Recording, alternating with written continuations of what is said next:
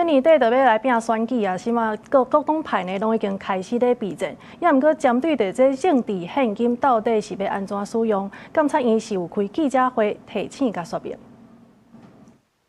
前民眾黨主席郭文鐵牽涉政治獻金等案件，一審予法院判刑17年。台灣政治獻金法已經施行22年，不過監察院表示，有關有真濟違法的狀況，因得2日召開記者會，說明115年選舉參與者有關政治獻金要注意的代誌，提醒要捐錢的個人、團體還是企業有總額的限制。政治獻金專戶除了要向監察院申請許可，將對寄付愛開收據，若有外國捐資金，都是違法，就交予國庫。捐贈者是有稅負上的優惠哈，所以也請捐贈者。你捐的是政治獻金，請你跟這個參選人也拿這個政治獻金的一個收據的外入港澳支，請所有參選人注意，不可以返還，一定要繳庫，否則會有刑責。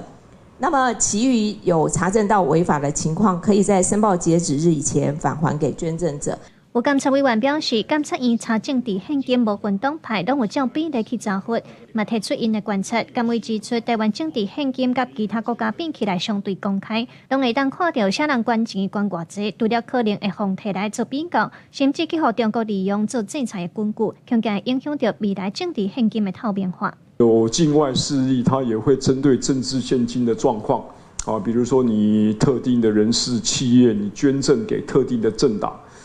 那他會秋後算賬，哦，那他甚至他會公開聲明，他一定會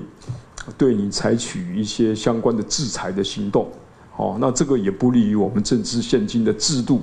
哦，跟它的公開透明化。今麥各黨派攏有針對年底的選戰來備戰。今年9合1選舉投票的日期，就定在11月28禮拜六，要選縣市首長、縣市議員，也閣有鄉鎮市長等等。監察院提醒，政治獻金一定要合法使用，和競選活動相關，袂使有盈利甲私人用途，避免違法。記者盧尚如、曾俊堯台北報道。